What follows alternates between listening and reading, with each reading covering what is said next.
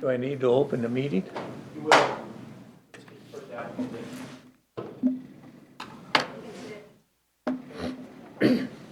Oh, Morning. morning. What about? Hi, Barry. So this is the first run of this, we'll see how it goes. First one for us too, so. Chairman,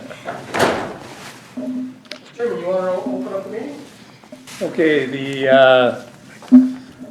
April 24th meeting of the Planning and Adjustment is now open. First item would be the Minutes of last meeting. March 6th would have been our last meeting.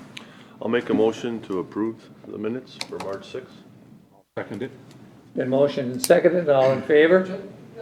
We should, since we're doing this, roll call vote. Aye. Dan? Aye, John. Aye. Paul? Hi, Dan. Charlotte. Okay. So you can hear them, you can hear them pretty well, Charlotte? I can hear you, I don't hear the other people's voice as well. Okay. Okay. Talking to our mics.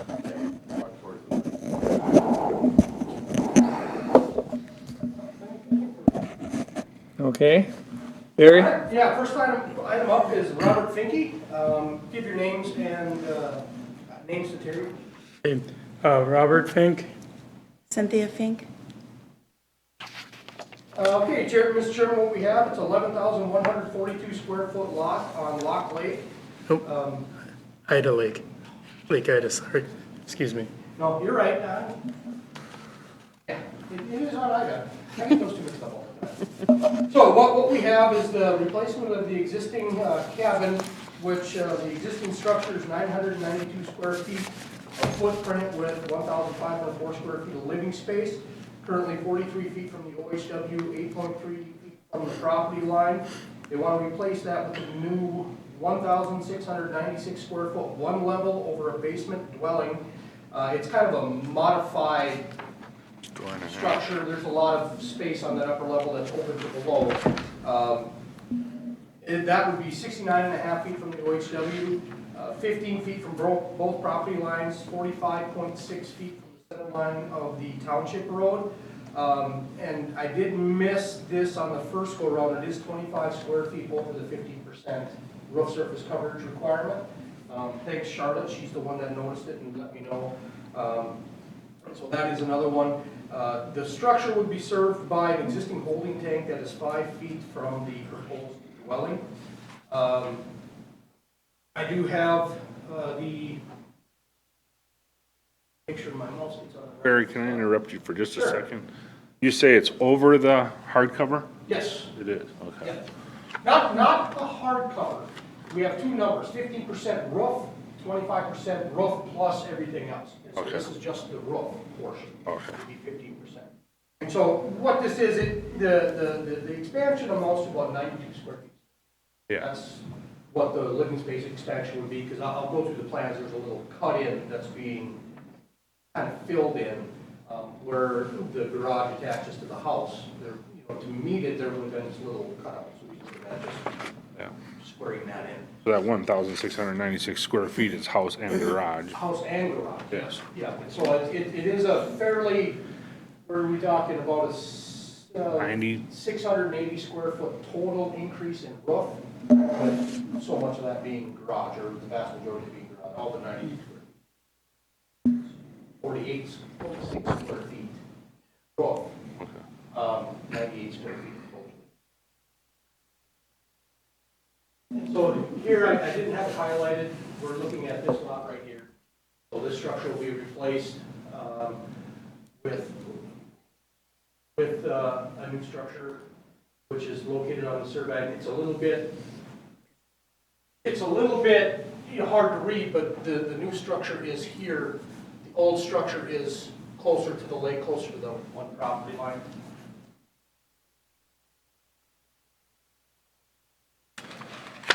And then the buildable plan. So on the floor plan,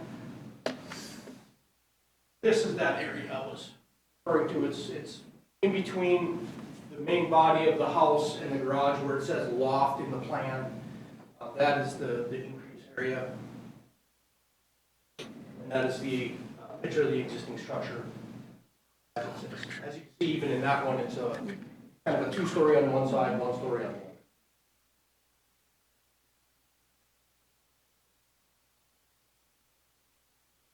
We did receive township approval, and we did have Mordell, Conley, Moores, and Mix all send in indications that they have no issues with the variance. That is what I have, so it's applicants, you got anything more to add? No, I wasn't familiar with that 15% roof. That's something new to me. But otherwise, no, I think there's a narrative that, I think all of you got that just kind of spelled out the steps that we had taken. And probably one of the main positives from my perspective is that for 50 years, we had this property's been in our family over 60 years. The septic tank was about 30 feet from the lake. And before we even thought about making this a retirement home, we moved that back toward the road. And it's a holding tank. We've been on a scheduled program the last 2 years. Plus, and I'm actually on the schedule for this year with Steve-O, so that we have a continual agreement that will be taken care of on a regular basis. And I think Barry did a nice job of explaining that the expansion is for the entryway for drainage, to not have it all settle right in a kind of a hole, if you will, where the garage and the main building would be. This way the roof line will extend over that to move the water away from the front door. Okay. Dan, we'll start with you. I guess, looking at what you're asking to do, we're improving upon the lake setback, and as far as the holding tank, normally on this type of stuff, we don't like a holding tank, but I think that's about the only option we really have in this situation where you're at. I would like to see, is there any way we can get that 25-foot of roof coverage on either soffits? Is there any, to at least be in compliance with that?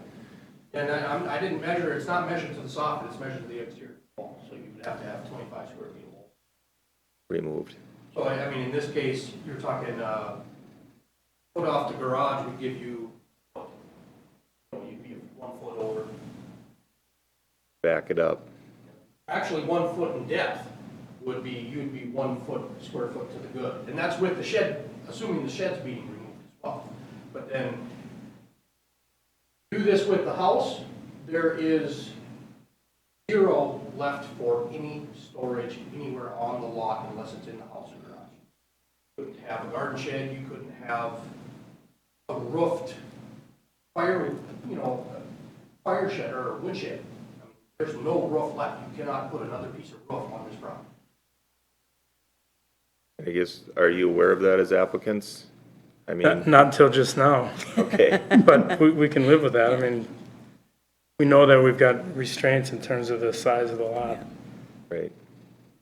I mean, that's one of my concerns, is to try to keep things in compliance. I know we're asking for variances and setbacks, and you're gaining there, which I thank you on that, trying to move it back from the lake. But I would like to try to keep as much as we can in impervious and in the roof coverage, in compliance. So we've moved, the garage was originally designed to be 26 by 26, now it's 24 by 26. So you're asking for another foot off that? Yeah. Well, it would be, yeah, either you'd have to, a foot off of in some fashion Yeah. of the garage. Now, I don't, if you want to dicker over a foot over or a foot under, take it off of one of the sides. You either make it 23 by 26 or 25 by 24. To me, it's a 1 square foot either way. I think that would be, And that would help us get us where we need to be. And I guess I'm looking at it, we're so close, let's try to stay within compliance, is where I'm, the rest of it, I think I can go along with what you're asking for with the holding tank and side yard setbacks. You're in compliance there. You're not very far off of lake setbacks, which, I mean, in the past I've gone along with. So I guess what the rest of them say. Do we want to go to Charlotte next? Fine. Since she's, She's there, hanging out. Are you there, Charlotte? Yes, I'm here. Okay, go ahead. Okay, and by the way, I couldn't really hear everything that the applicant was saying. I was able to hear you, but I was able to glean pretty much what was being said and not everything. So if I missed something, let me know. And if the applicant answered any of my questions, you relay those answers to me. Yes. Okay, my thoughts are, I don't have a problem with the, 6.5 with variance for the, setback of the, ordinary high water. With the township approved, I don't have a problem with the setback to the road. However, if it were possible to rotate the entrance to the garage 90 degrees, so that the cars could come out not perpendicular to the road, but parallel to the road, so that's for a neighbor, that would be good, but I understand the terracing and the retaining wall, but I don't know whether that terracing or retaining wall is necessary if that to be changed in the plan. My bigger problem is the holding tank. And I'm curious what efforts were made to design a standard septic system, and if any, plans, if any design was made before or after the next run was added to the house. And I think, Bob, correct me if I'm wrong, you had a design for the lot, but we talk about shoehorning a septic in. That's what it was. I mean, you're talking Inches. setbacks from Did all. they try to, Oh, go ahead, Charlie. did they try with a single car garage? Try did you look at the septic with a single car versus a two-car garage? No, No, they did not. I mean, I have a real problem with the year-round house, that's prioritizing storage room in a garage versus a compliant septic, but it's on the lake. That isn't, in compliance with our ordinance that really, that says, let's see, holding tank shall not be used as sanitary system for new residential dwelling. The only exception is that there's an exact replacement of the dwelling. Then it says that the Board of Adjustment may notice reviews as a substandard residential use to be used for seasonal use only if adequate sanitary facilities for year-round occupancy cannot be provided. Holding tank need not be considered as adequate sanitary facilities for year-round use. So I'm really concerned about having a holding tank for a 3-bedroom, 2.5 bath year-round house. I'd like it to be a full septic. My only other notes were, let's see, the trap door that goes up to the attic, that should always remain a trap door. At no point should that be changed to a stairway.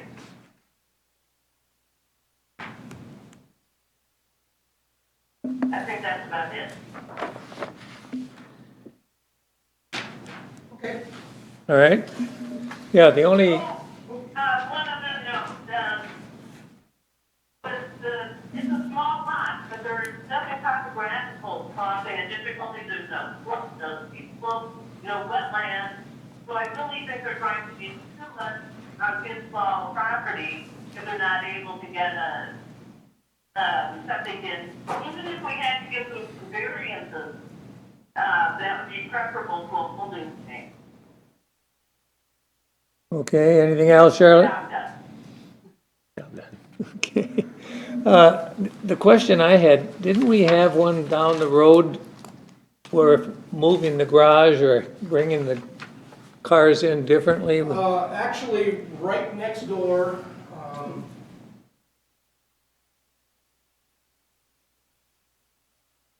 the two lots down to the east, they have, like 2.5 lots.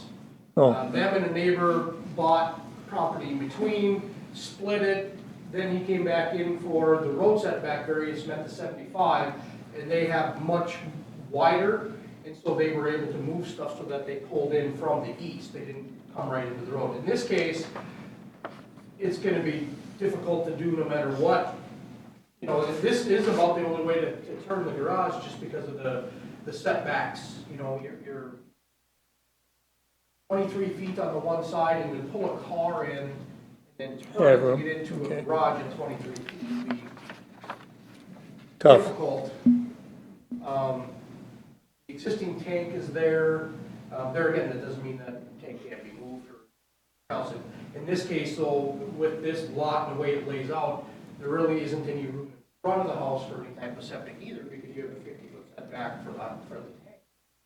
It would be difficult to move that in front, and then it's also, you have elevation where you only have maybe 3 feet of elevation on that lake side, or 4 feet of elevation on the lake side. So you gotta drop a tank from that elevation down, you know, there's difficulties with that as far as where that tank goes. But yeah, that's, I think that Okay. answers your question. Yeah, thank you. Paul? I share some of Dan's concerns and some of Charlotte's, but I do think that the holding tank is probably the best way to go. I think even if you were to go back and try to redesign a septic system without a garage, I think it'd still be very difficult.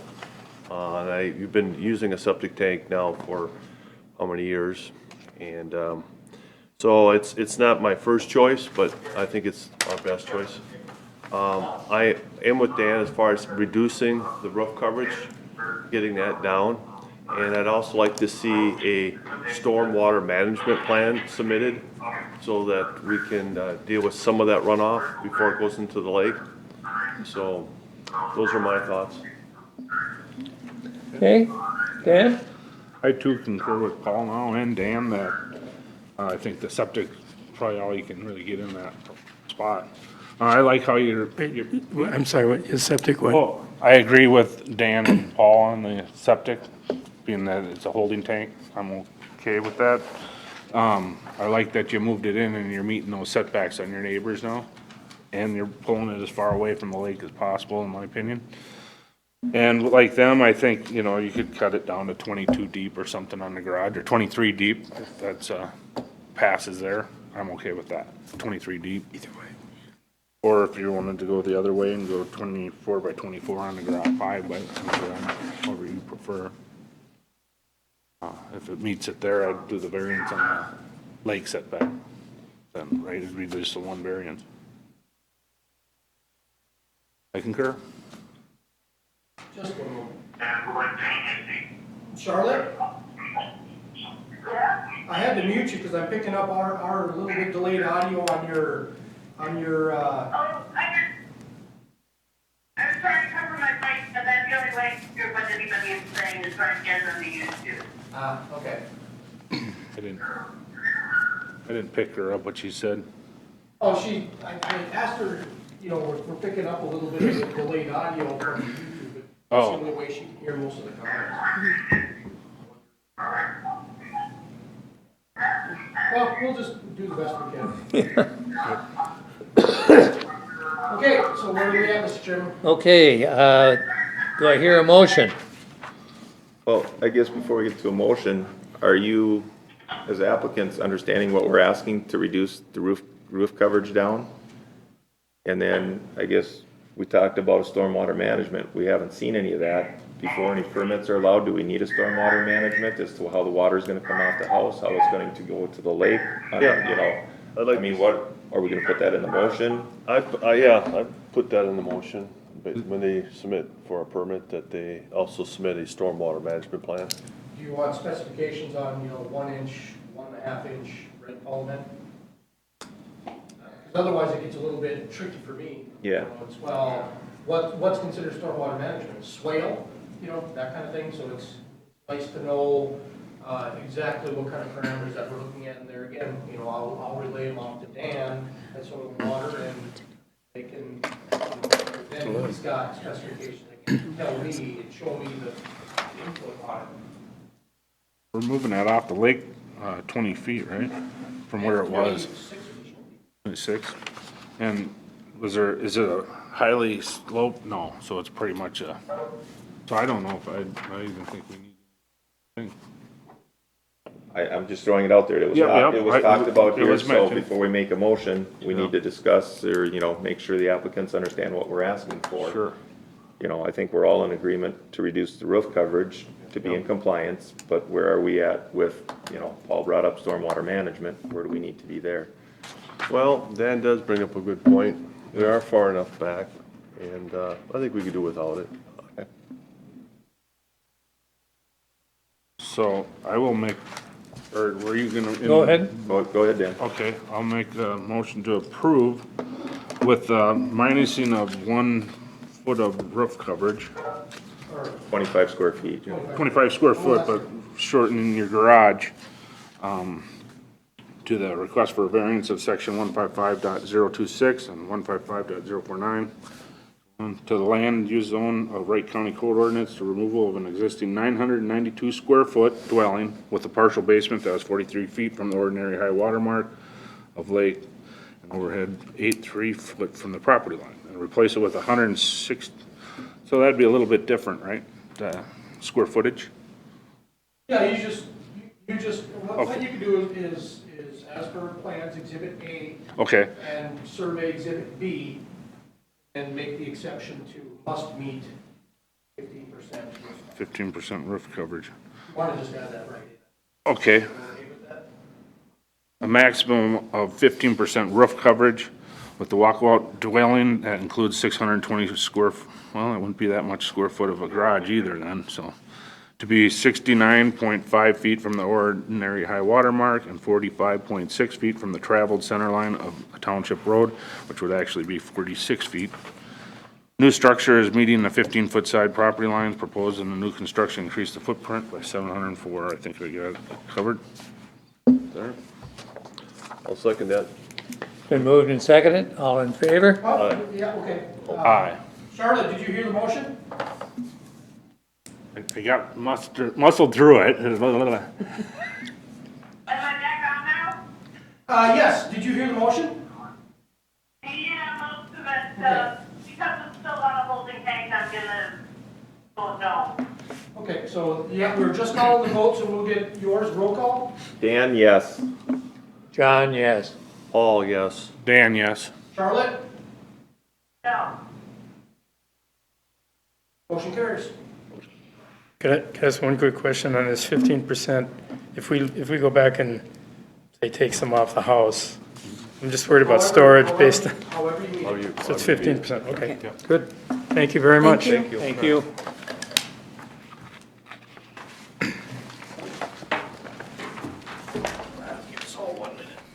Is Charlotte on there? No? Yeah. Gee, Charlotte, can you hear us? Charlotte, Get this. can you hear us? Even speaking in the mic, you can't. You're welcome, Bob. I'll get you later. Oh, the day and age we're in. I was gonna ask you if we look better on TV than we do in person. Is it add weight or minus weight, right? For me, it's a good turn. Oh, okay. Thank you. Wanted to let you know. Yeah.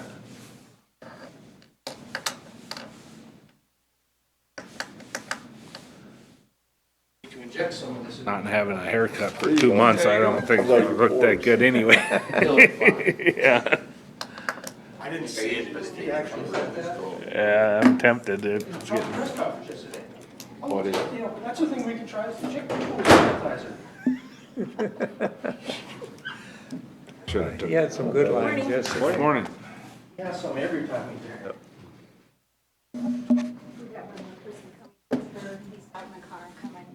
He'll be right here. Sorry. He was distancing from you? Yeah. Did you hear Paul's question? No, I didn't. He asked if they look better on TV or better in person. That's better in person. The camera's too far back, I can't see anybody. So much better in person. Well, that must be Stephen. I didn't think. you- Sorry. No problem. Okay, the next item is Stephen Turner. We'll give Terry a chance to sit down and then just give your names to her. Okay, Alice and Stephen Turner. All right, thank you.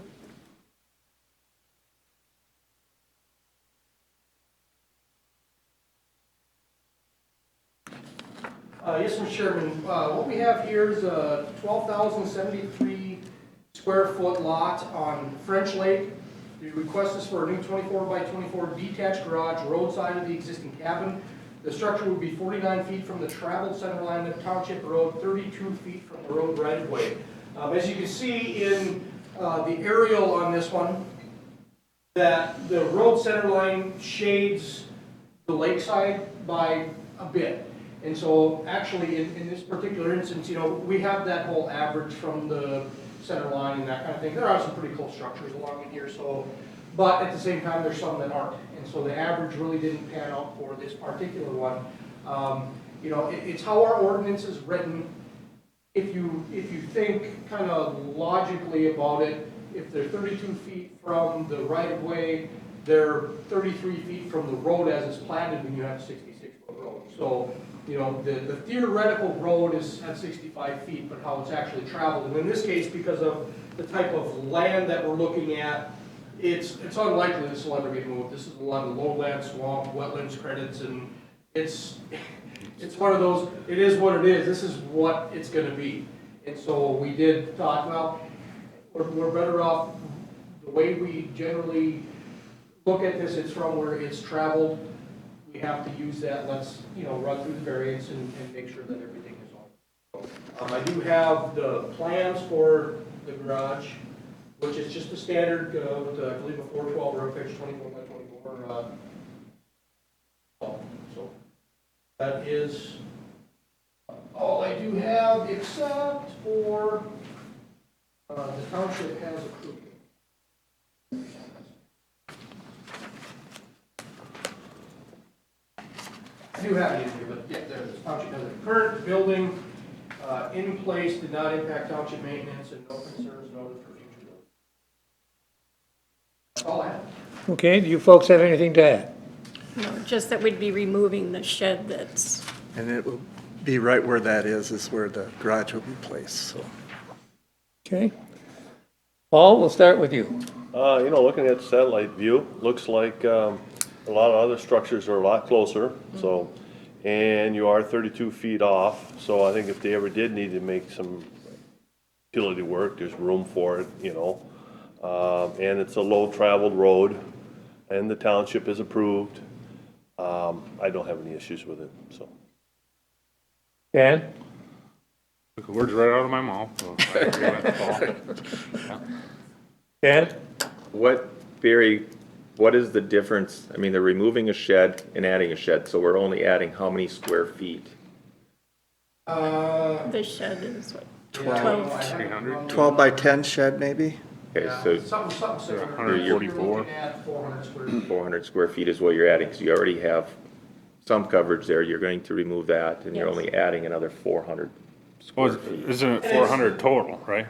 And then so it would be like 260 they're at. No, the total would be what, 576? Oh, it is? I thought it was 24 by 24, it's 480. Yeah, my math isn't not there. So, yeah, I concur with the other two board members. I mean, you're looking at the aerial view, looking at the area for the sheds that are there, it's gonna be about the same size as everybody else's. Township approves it. So, I guess, I concur. Okay. Charlotte. Charlotte, What? do you have comments on the Turner matter? Oh, I'm perfectly fine with this township as far as it's fine. Okay, and I agree with my colleagues. I'll make a motion.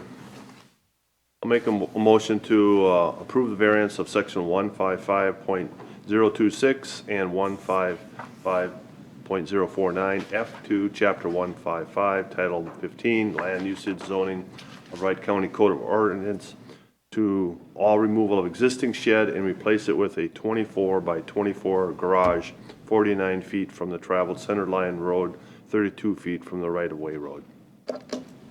I'll second it. It's been moved and seconded. All in favor, roll call? Aye, Dan? Aye, Paul. Aye, Dan. Aye, John. Charlotte, the motion is to approve as submitted? I, This is our first time doing this. As Yeah. you can see, we're a little choppy, but we're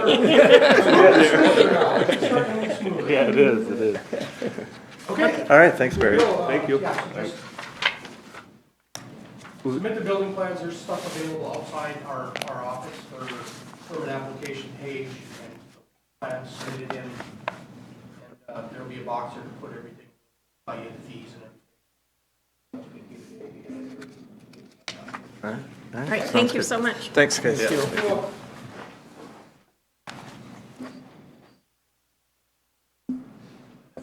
Actually, what I'll This do. is just a continuation, right? Yeah, oh, you're good. Can I help you at all cleaning at all? I mean, No, I got it.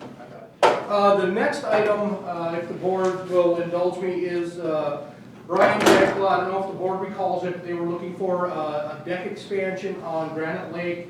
I spoke with the contractor, who is the applicant. The property owners are in their 70s.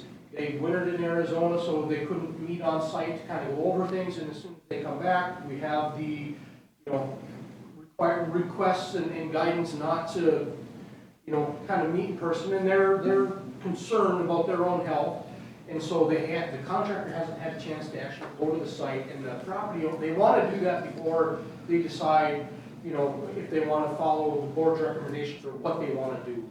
So in talking with the contractor and the applicant, they're requesting continuation to the July meeting to give appropriate time and enough time for hopefully things to work out so they can get to the site. The problem that we have is this has been a long-standing thing already. It's been a couple of times due to not being able to, meet or whatever else the occasion was. And so the notice that they did sign, or the request to continue that they did sign, does include, if they're not ready for the next meeting, we're almost forced to dismiss it, because, it's run on long enough that we need to have an end to it. If they then want to come back, they can maybe tailor their request back.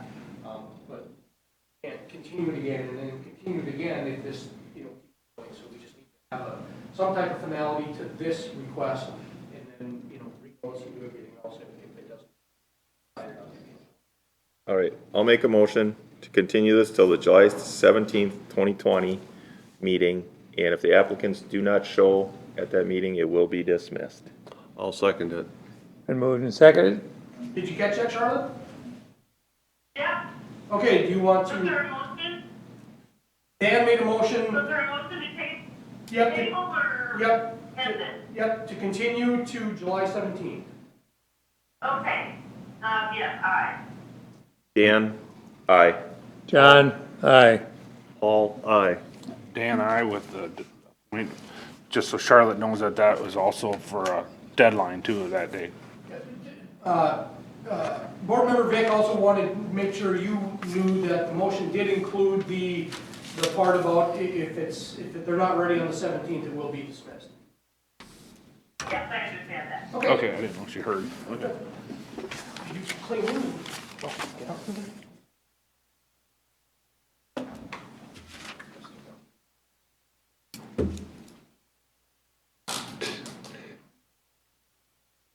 I can see someone's bus table What chemical before. are you guys using for cleaning? Yeah. The janitors give it to us, there's a whole list that they have to. Rejuvenol. Safe for. So is it like a chlorine or bleach base or? It doesn't smell. I went down to see if something I bought I could use in our office, and it's like, I was just curious on that oh one. my God. careful. Food grade peroxide. Ammonia chloride, alkyl, benzyl ammonia chloride. Oh, it's got a few things in there I don't know what are. I'm not a chemist, so Yeah. but I play one on TV. I like that. You stayed at Holiday Inn last night. I checked though, food grade peroxide made at 3%. Yeah. Feels safety. You listen to You can these people actually coming drink it up with different, versus all that chemicals. Sanitized for you. Feel better? yeah. Sit here? Yep, sit right there, Tom. Here. How the hell do you feel?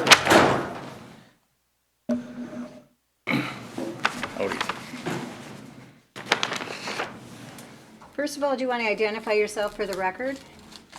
Tom Lampy. Okay, yes, Mr. Chairman, this is a continued item from, we've had a couple of different hearings. March was the last one, in January. It's for a series of backlots on Granite Lake. The last time it was continued to get the sewer work up for it. So we do have that. Bertie Miller did the septic designs, and I believe I included in your packet the information on that and what can go on each lot. What he did on these is he's showing a design for the better of the systems or the lower type of system on each lot. So on lot A, you know, that's a type, maybe a type 1 or a type 3 system, not to mean that a type 4 system isn't going to fit, but he designed it to the Higher standards. less, Lower standard. Lowest standard. yeah. That's still compliant. Right, right, and so he didn't just jump right to a type 4, that's, you know, the pre-treatment and smaller and that kind of thing. So as you can see on this, with some of these lots, there is a little less room for any type of storage. And so generally speaking, when we get into these, you know, board will say, okay, it's primarily for sewer, you can do storage not to exceed this size, that kind of thing. In this case, things get a lot tighter, a lot faster. There might not be enough room for a compliant garage on some of these. But some people may want to, you know, keep their holding tank and still just build a garage there. So it gets into one of those, well, if we can't, if we were to put the conditions that we normally put on it, then there might be people that couldn't do any type of storage on it. You know, and the lakeshore lots are small enough where they don't have room for storage now because the 100-foot lakeshore setback pushes it back. They can do a boathouse, but there's limits on that, 250 square feet, that kind of thing. So they don't have room on the lakeshore for any type of structure either because we've got overlapping setbacks in a lot of cases. So it's a thing for consideration, you know, and how the board wants to address any of that. And what would come out of this would be, depending upon what the board and the applicant want to do, you know, we would then move into that. Any type of motion would move it to that next stage. You basically give approval, but since it's a registered land survey, they still have to then get, that still has to go to the county board with all the appropriate plat. It's required to be platted here. We can't do an unplatted row of backlots. They have to be platted because of the registered land survey and the title and everything that goes along with that. So there will be more process to finish it. But this would then at least allow Tom to go ahead and get that work done. He, you know, he doesn't want to spend the money getting that work done.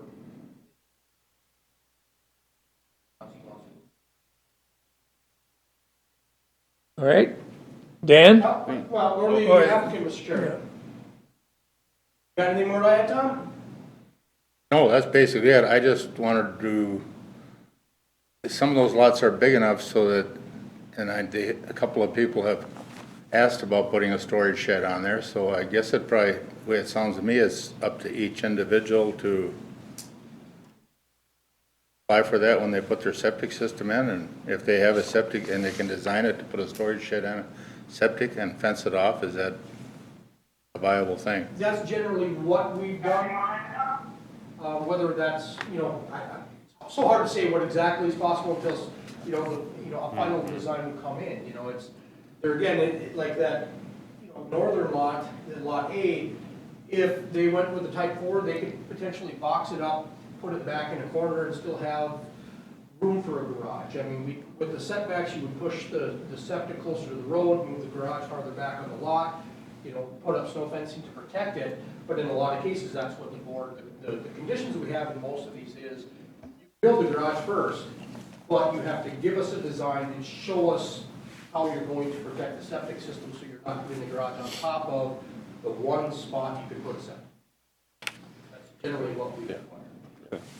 It is hard to say whether it's possible on all these lots, because These lots are exceptionally small. That's the land my dad plotted off in the 50s or 60-foot lots. And some are doubles, and you can see when Miller designed that, he made some of those not 60, but up to 85 and over 100 feet width. So the survey's gonna conform with this, I guess. Is there any, there's 6 sites with buildings on them, and there's 5 septics. Is there any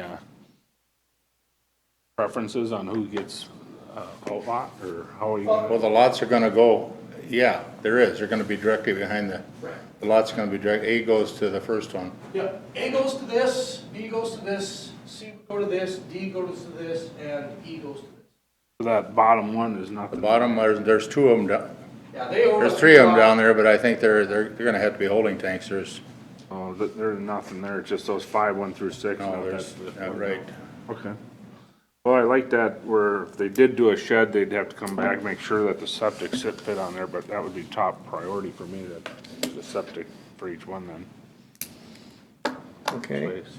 Yeah, Ben? and I'm also concur with Commissioner Vick that we gotta protect the sewer sites. If it can fit a small shed on it or a storage shed, that's fine, but we gotta protect the sewer sites on this type of situation. I would agree with that. Paul? Yeah, I concur with both my members here, that septic system is the primary goal, and the buildings are secondary. Okay. Charlotte? Charlotte? Charlotte. Yeah, let me put that sound on the YouTube. Yeah, I think the point is that we don't want to deny them the ability to put on accessory structures, but if they do that before there's a septic, they have to make sure that a compliant septic, the type 3 or 4, can be put on the land. So they have to reserve that space in the septic, right? Yes. Okay, yes. Then I'm in agreement with other people. Okay, it's been moved and seconded. Well, we gotta have a motion yet. Motion, yeah. And give me just 1 second, Mr. Chairman. Council, are you up on the requirements for registered land surveys? Is this gonna have to come back to the board before it goes back to the county board? Registered land survey, I've never seen them come back, Barry. it's not formal plan like we do with the planning commission, so I can probably not have to come back to the board of adjustment. I mean, we can look at it as we go through it. I wouldn't make them pay another application fee. Oh, no, definitely not. I consider it part of the one, so I would hear I would probably assume not, but if it happens, we can have a quick hearing and notice it quick. So like we do with the preliminary plat.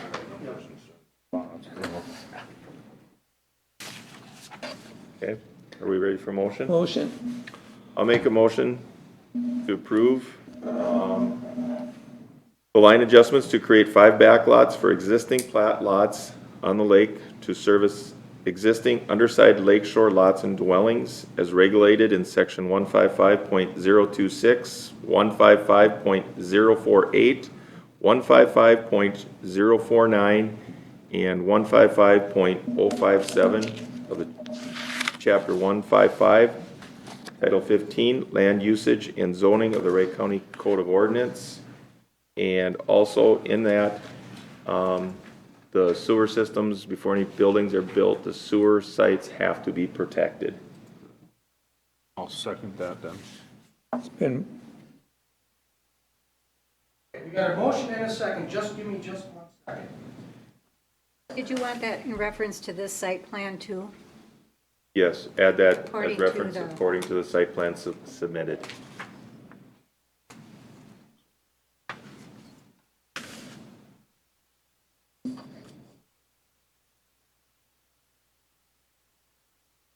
The one thing I would add to the minutes, because I didn't get this written out like we have in a lot of the other backlot situations, so I'm gonna add in just real quick, that lot A will be, must be owned by the Lakeshore lot with the ending 000050, B with, excuse me, 000070, C with 000080 and 90, those are both owned in common, and E with 000100 and E with 00110. I will add that into my motion.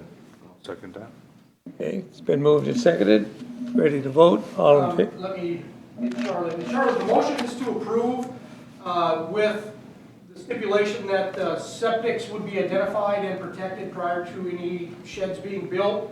I went through specifics on which lot has to be owned with which lakeshore lot. And then the other one was, Sewer, I added it in. accessory buildings can't be built before the sewer is? Oh, they can be, but you have to Protect the sewer. notify- You have to protect That the was what I was sewer gonna say. side. And then do we want administrative orders, since they'll be And that was held? good item then.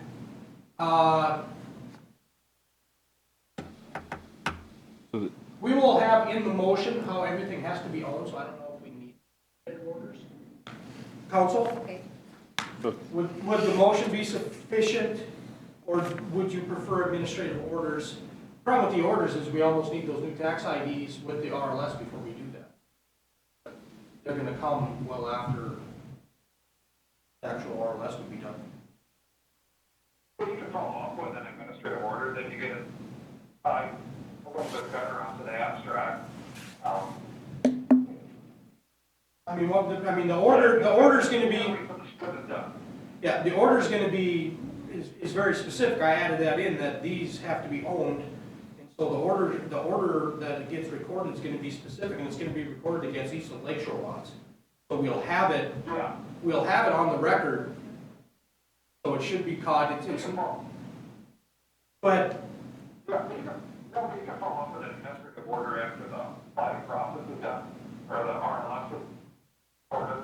would you like that as a condition? Would you like that as a condition? It wouldn't hurt. You can answer my question. I'm not the board.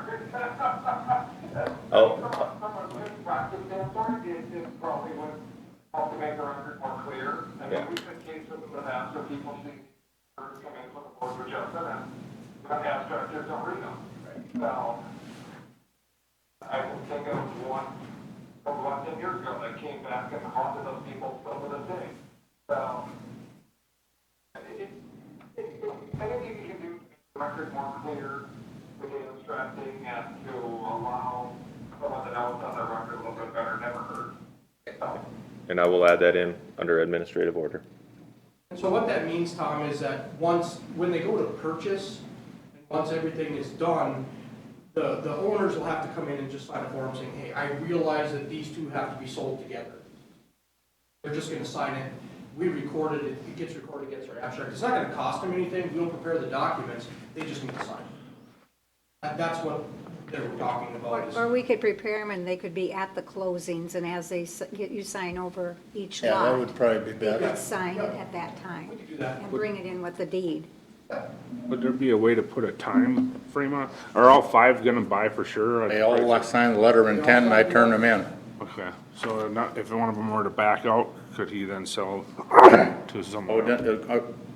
If somebody else were to own it, it'd have to be a adjoining landowner, wasn't it? Yeah, one of the. Well, that's what we're trying to make sure we do Yeah. that. We're trying to make it tight enough, because it has happened in the past that it doesn't work out that way. So that's what we're trying to make sure we make it tight enough that And then- we do what you're So we trying to can do, add that Tom. In the condition too, let's, there to amend Otherwise, that. they'd have to come back. Okay.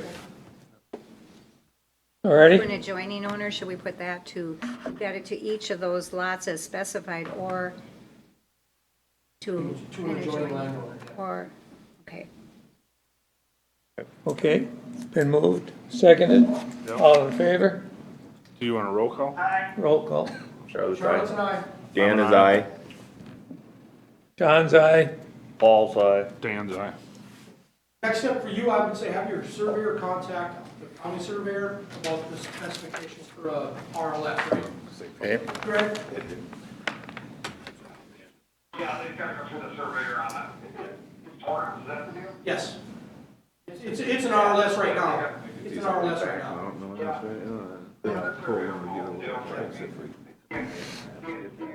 Who you haven't surveyed? Did the survey, but we're. I don't know, Mark set that up or yet, I don't know. Oh, okay. Yeah, just. Might have been have might have been North Star, I'll contact let you, I don't county know. surveyor. They should know the requirements, but if they don't have to contact the surveyor, the county surveyor. Okay, all right, Thank you. Tom. yep, thank you. Have a good day, Tom.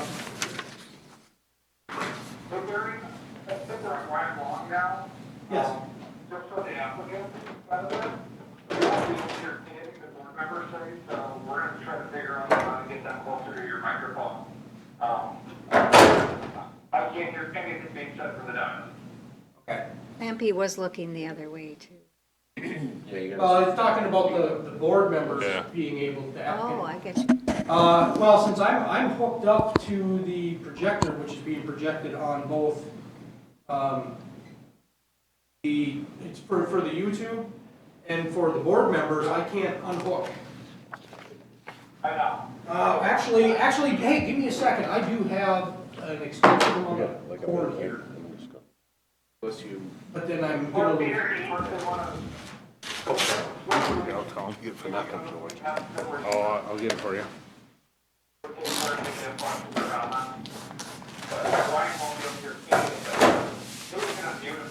Well, I know, well, and there again, might be your audio too, because Charlotte has been able to hear some of the conversation, it's just a little bit delayed. Yes, ma'am. Barry? Yes. Barry? Yes. I put using YouTube because Blake was such too confusing. Yeah. I can hear Blake clear as a bell.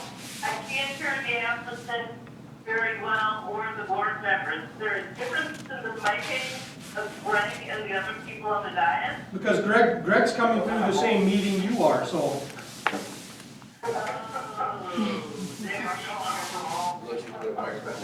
I think that you can tell how well I see people on the YouTube. I thought that was you on the air. That's Dan at the end.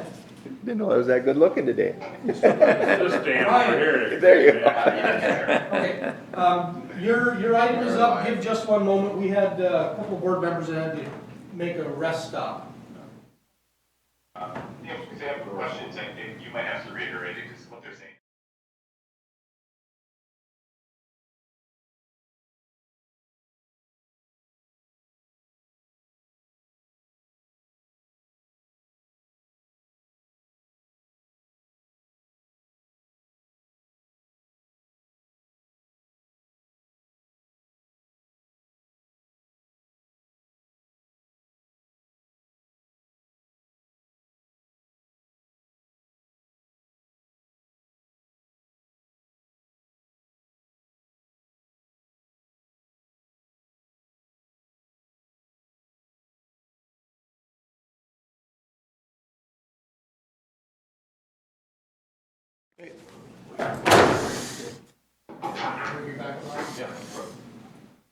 Okay, Ryan, I'm gonna start this off here, so we're ready to go. Jamie is in attendance as well if you can't see much, but, okay, Mr. Chairman, what we have is a lot line adjustment request.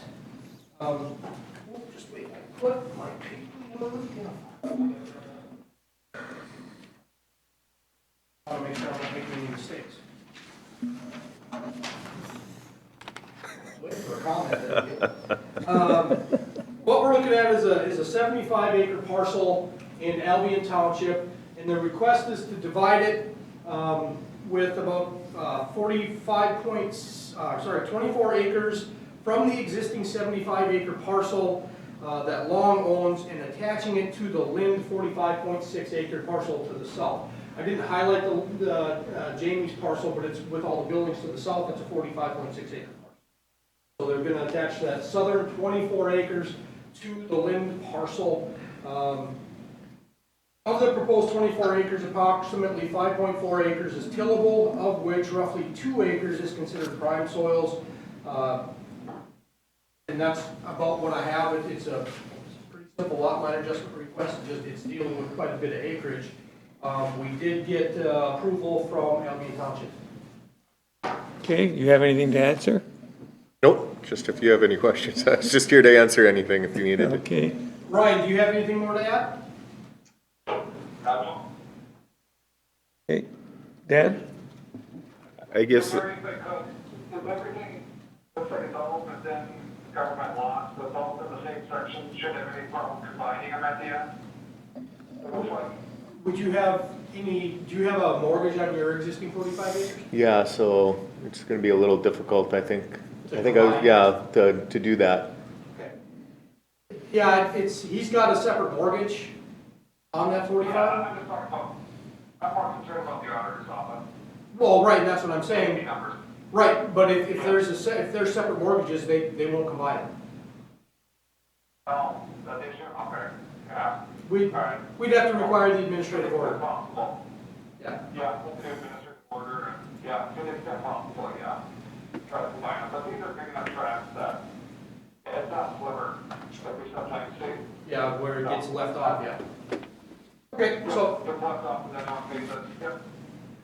so board members, we were just about to get interrupted. Okay, Dan? I guess a couple questions I have in our minutes or our notes here. There's been a building entitlement applied for, and with this split, you would still have the building entitlement from the other 75 moved over? The building entitlement stays on the 50. Stays on the 50. Yeah, he's building a house on the 50. 24 that goes with mine, I have a building entitlement. My house is already there. Okay. So there'll be no building entitlement on the 24. Actually, the permit's been issued already, I think, for a house right here. Yeah. So you'll have a driveway coming in. Okay. Building permit's already been issued. There is no entitlement involved in this request. There's no entitlement. There's no, okay, because I was confused on some of how I was reading this. yeah. And I'm glad I wasn't the only one. Yeah, I was too. That's okay. My writing wasn't very good on it then. But it clarifies it now. And looking at the property and what the lot line and what they're proposing to do, 80% of it, the way I look at it, is wetlands. I mean, the tillable soils is very minimal in there. I guess I don't see an issue with it because there's no more building entitlement getting added to it. He's just adding to his own property. So I don't see an issue here. Okay, Paul? I don't either. My one question was, what is the setback from that one building to the new, property line? Do you know how many feet that is? Well, The there- one building there, the long building right there, just kinda curious, is it 500 feet? Yeah. Well, this line will Disappeared, right? go away. Yes, I mean, but so what will the distance from the new line be? That's what I'm. 200 feet? Well, it's Oh, no, that's about like it's about from- 4. Probably 400 or 500 All feet. right, so it's a better buffer then. I measured it out, well, we can get an approximate. That's all right, it answers what I wanted to know. And then the other question, did the township approve? Yes. Okay, all right. I don't have any problems with it, so. Hey, Dan? Likewise, I had a lot of concerns at first because I totally misunderstood the way that was written up, so I'm okay with it the way it is. so. Charlotte? I didn't hear anything that anybody else said, but, the amount of tillable and prime, land on the 24 acres is de minimis, so as far as I'm concerned, it's okay. That was the comments by other members as well. Oh, good. Okay, do I hear a motion? I'll make a motion to approve the lot line adjustment request, from section 155.026 E2, chapter 155, title 15, land usage and zoning, Wright County Code of Ordinance, to break off approximately 24 acres from the long property and combine it with the 45 acre parcel that lies to the south. Go ahead and call the motion. I'll second it. Okay, we have a motion and a second, and the motion is to approve it as submitted.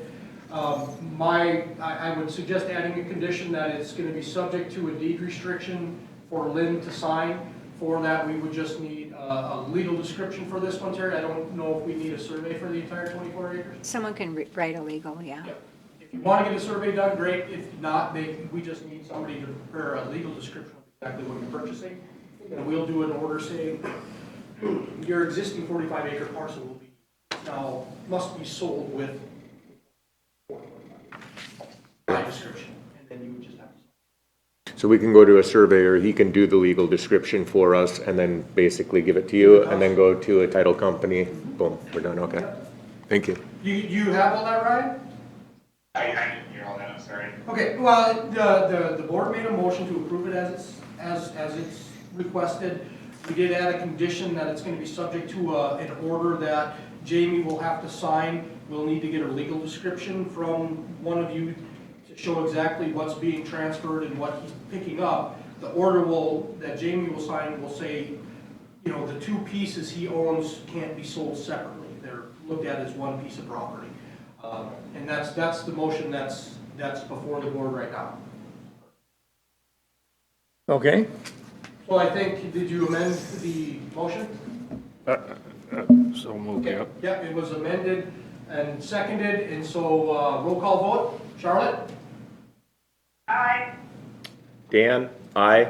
John, aye. Paul, aye. Dan, aye.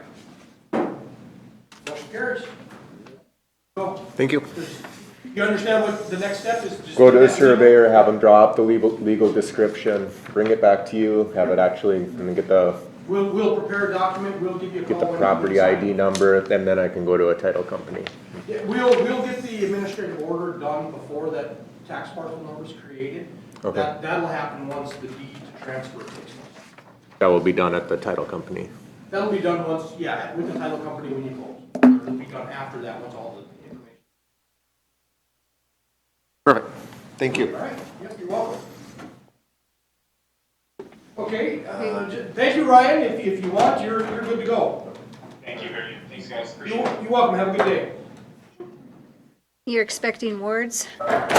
Yes, Ward, the next three applicants are all going to be here. So. Okay.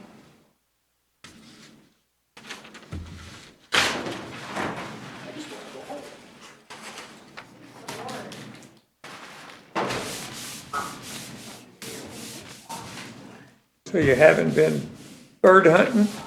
Yeah, I shot my turkey Wednesday morning. It was exactly 15 minutes after legal shooting time. I had 3 toms come in to 18 yards and I got my pick of them. I thought my hunt was gonna be screwed because I'm in the middle of an 80 in a field and my back's to a lake. I had a guy come out of the woods 30 yards from me. There's the delay. She said she hasn't been watching the YouTube because of the delay. That's pretty good.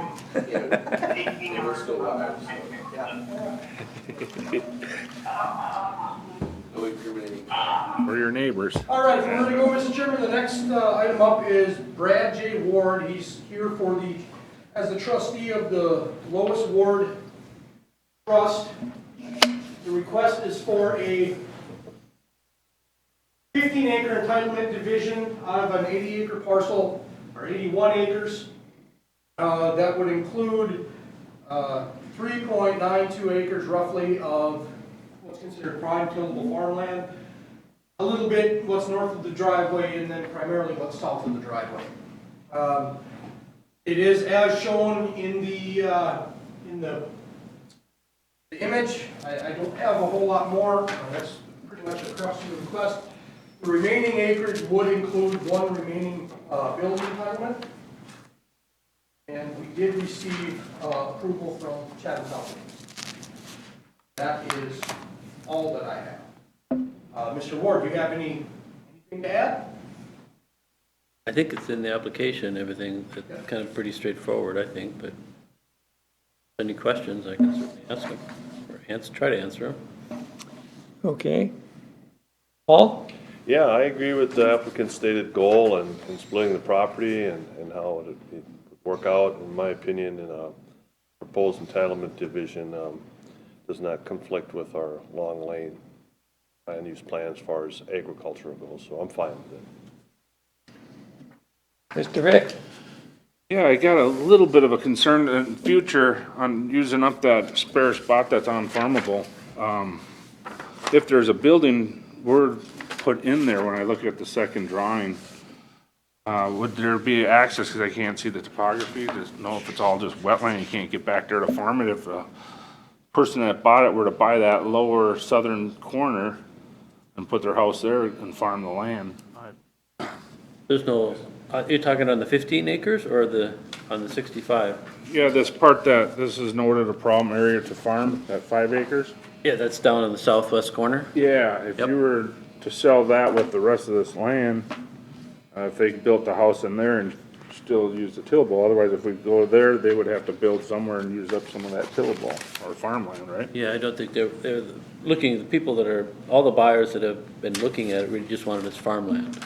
And they said, how do I farm? I gotta go all the way around, because you can't go through, there's a low area there. See, that's where I can't see the topography. Yep, that's what I was just gonna, that's the only thing, I can point it out if it'll help. All right. You can see the drainage that comes through there. Kind of see a creek, but can you get in through It's a little road? obscured by the green, but I'm just looking, yeah, the drainage right here. Yeah. And so you can't, it's hard, even this is pretty low, most of the, Yeah. except in the winter, frozen. So the farmer to farm this, and then to come over and farm this, they actually have to come around here. That's what they had said, they said it's, by the time you take 10 acres and then this left over, so it's kind of a problem for them. Yeah, I seen that. I just thought if somebody were to buy that chunk, with the one building entitlement, they could go down there and build, if they could get back to the other I 70 suppose, acres. I suppose the challenge would be for building here too, Mm-hmm. is then if you have, you know, your sheds and everything for your equipment, if you're a farm, can't get to it. Right. Yeah. Yeah. If we move that other spot up a little to the north, I thought maybe we could squeeze it in there, but just a thought. Otherwise, I'm okay with it. Okay. All right, I've got a curveball. Okay. Yeah. Coming off of what Dan is saying, the remainder 65 acres will have a building entitlement on it. Correct? Yes. Okay, now if the farmer, you've stated farmers don't really want to buy it because they can't get to that 3 or 4 acres down on the lower Southwest right-hand side, corner, yep. southern corner. Southeast, I guess it is.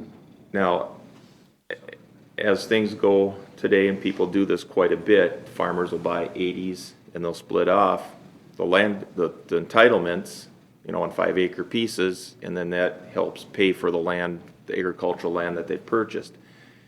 In my mind, we should be looking at the kind of the alternative, the 5 or 7 acre split, taking that building entitlement, you know, is on the remainder of the large portion, but that can go down there in that 2 or 3, 4 acres of a field. And somebody, that's high ground there, they don't have to get to the back. The farmer will never have to use up the wetland. You're putting that other, if there's enough road frontage there to get in there, that's the way it should be split in 2 pieces with the building entitlement remaining with the 70 acres that's left, so that the farmer has the option to split that off down there. That's exactly right. Recoup some of his money for buying the tillable acres. It'll leave a restriction on the large field indefinitely, and then that field never gets really messed up or broke up with a house in it. That's the way I view it in my mind. The end goal is would be definitely preserving ag land. Preserving ag land, So keeping what, it so in what one you're large saying is, field. I mean, and the applicant can do it now. Right, He could stack the entitlements in that southeast corner. Yeah, And so instead of selling 65 acres with an entitlement, you would sell 65 acres of farmland, 7.5 with the house, 7.5 with an entitlement. Yep, and that would leave a 7.5 acre entitlement that he could sell off if he wanted to. Yep. I mean, that's how I would view this. Yeah, I didn't see it like in that. best. You guys are understanding this, but I'm not, okay? Give me just a This drawing, second. do you got that one, Barry? So what they're basically saying is that if you cut it off here and just do your entitlement division with the house on this acreage, which you could do right now because it's gonna be less Well, than you 10. don't you need 300 feet Yeah, distance? Yeah, you could do 300 feet here. It's 850 feet from here to here. Okay. So what they're saying is do this, sell this, and either sell this separately with the other entitlement or leave it with the rest, because a farmer that picks this up that's gonna farm, a lot of times they will use the entitlement and sell it to pay for the land the farmland they just bought. I get what you're saying, but none of the half a dozen farmers that looked at it that way. So I get that you guys are looking at that, but the people that are looking at it are not. But then why don't you retain that lot? You sell off the 5 acres up there, you cut it off, you retain that other lot. You You're sell saying it, make it 3 properties. basically, yes. Yeah. And you sell that lot off You and, sell this, Yeah. you sell the second entitlement you keep, you sell that off right here. I see, and the And then value, just sell the tillable okay. to the farm. See, from the county, I mean, from our long-range plan use, we're able to say we're preserving large tracts of land for farming, and that's our primary goal in this particular case. So we've accomplished that if we can restrict that, And so. what Dan's comment was, is that if we do it this way, you're leaving no choice but to put that other entitlement Somewhere in more untillable. farmland. Yep. And so that entitlement has to go in something that is currently being tilled. Where this, we're saying that this is unusable, and that's the justification. Well, if it's unusable, then that's the better place to put the entitlement, is here, and you're taking that ability away because this is now owned by somebody else, so they couldn't use the farmer that buys this couldn't use the entitlement here because he doesn't own it. So that's what the suggestion is. It's a good call, Dan. Yeah, I get what you're saying, He's just and a better it probably does that. That's what I was. But that means all the buyers that I have now, we have to cancel all the purchase agreements, they're done. None of that works. And they're not, and none of them are gonna be, none that I have talked to and our realtor have talked to would be interested in what you guys have outlined.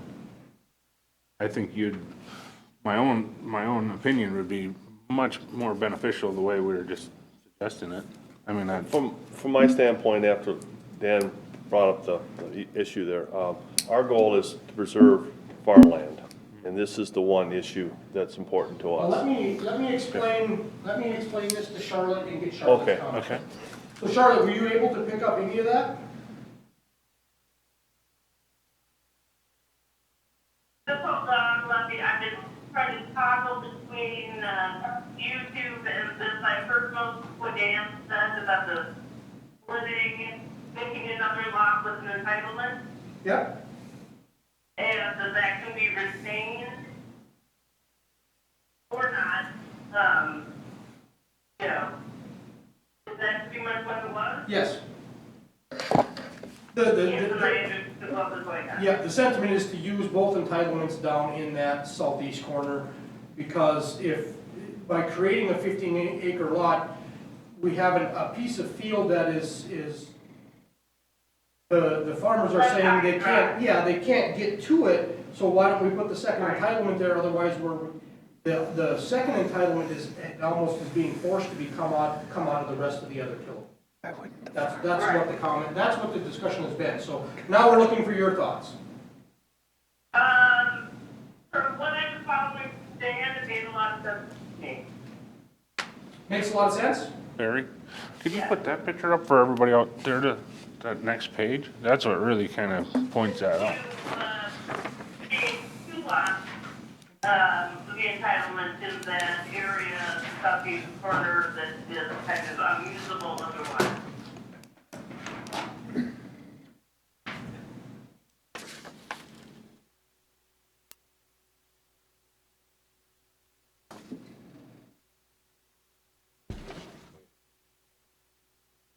That'll let everybody out there kind of see more what we're saying. Give them that upper part and divide it.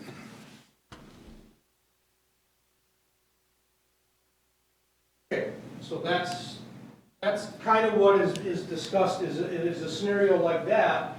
And, I mean, where it outlines this is denoted problem area to farm, plus or minus 5 acres, you could even extend that back, you know, square it off, and now you're looking at 7 acres. You know, that way, you know, the farmer isn't gonna wanna pick up much of that wetland either, so, there again, that's just the numbers, that's all I'm giving, I'm not saying that's. But that does help for the county to stay in there preserving the land too, eh? So. Yeah. Yeah, but I don't understand why the folks looking at your whole piece now, telling you that they can't get to that anyway, and they'd have to drive all the way around. Why they wouldn't look at this and say, God, he's right. They sell this, I can help pay for the land. I don't know, the family that's farming for 10 years, and they're family farming, and they just want the farmland. They don't want, you know, to have to mess with whatever, you know, lotting it off and selling it, I don't know. That I know, if it doesn't get approved, that means I'm back at square one. I guess pretty much I would prefer to go with it that way and not okay with Break it it the other up, way. yeah.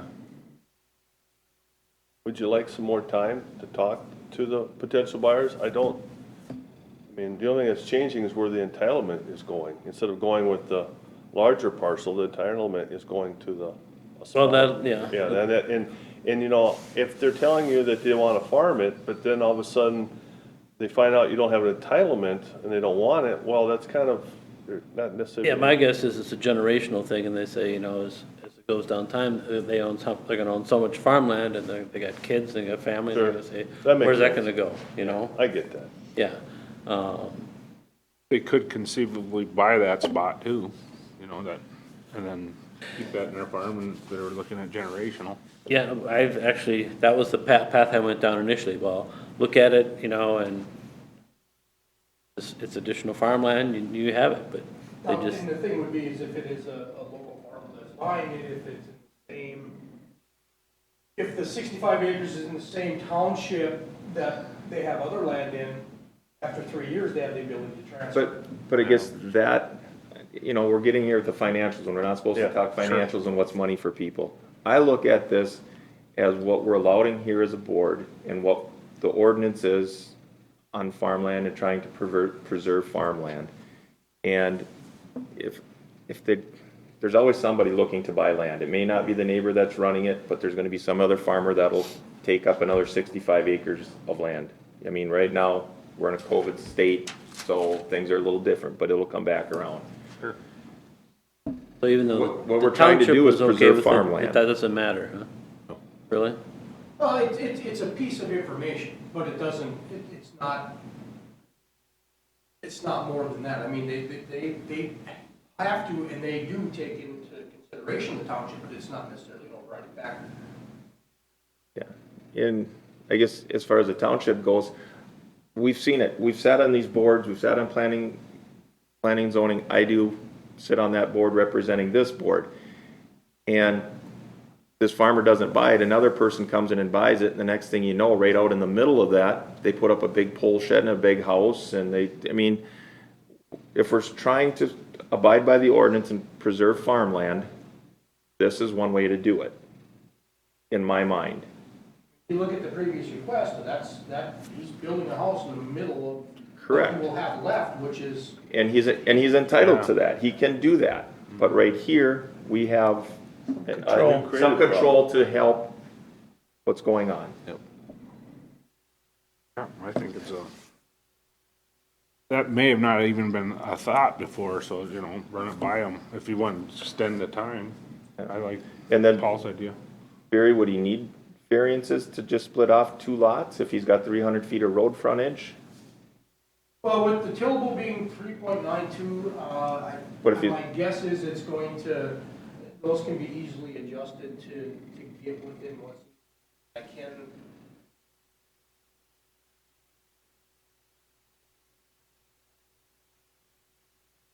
So I'm looking at it, and my guess is where that line would be drawn, you know, something similar to what's up on the screen. We're looking at, Washington, you're looking at about 2 acres apiece.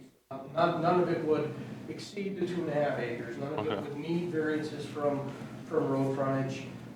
It could all be fit in there without. So I guess that would be my question, to, like you say, you go back and reconsider a few things, and if you do what we're suggesting, you wouldn't need to come back here. We could continue it, but then we could just dismiss it, depending on what the applicant decided. Yeah, well, here's what I'm gonna need. Well, it's easier to talk to probably the farmer to explain it, but the person looking at the house and the property, that's probably going to be more challenging. I'm sure they were looking for a larger piece of land, and all the other offers were kind of a joke. So, I guess I would need a clarity from this board exactly what you're outlining. Well, I don't think we. And how much flexibility within that we got, because based on a potential buyer, I'm not really familiar with the 2.5 acres and all that, so I'm not really understanding all that. I think, I think what the board is saying is right now, I mean, as far from a flexibility standpoint, they're saying, you know, it should meet the ordinance for the division of the house. Any second entitlement division should then meet the ordinance. So the requirement for the house parcel is going to be a maximum of 10 acres with 300.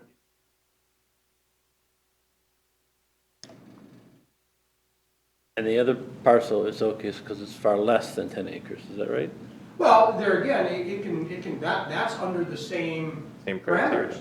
You can go up to 10 acres. They're not saying you couldn't necessarily, if this was to then be another division, there's nothing saying you couldn't extend it, you know, to pick up more of the wetland or whatever else, because your tillable's here, that's limited to 2.5. I'm pretty sure that's not gonna be more than 2.5, just based on the soils map that was distributed. In fact, it'll probably be right about 2 acres.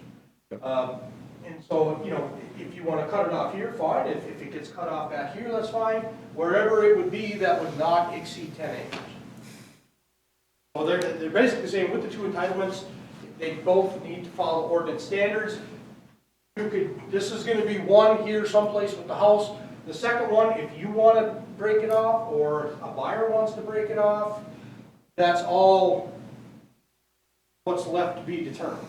Now, if this person wants that, well, then what you do is you do a deed restriction to break this off, do a deed restriction to break this off, gets his acreage, but they're 2 separate parcels with 2 separate building sites, and he's got the ability to sell the second one off. It's an investment for him. Yeah. I mean, if you want to talk finances, it's an investment for that buyer. Yep. But it keeps the 2 building entitlements out of the larger portion of the field.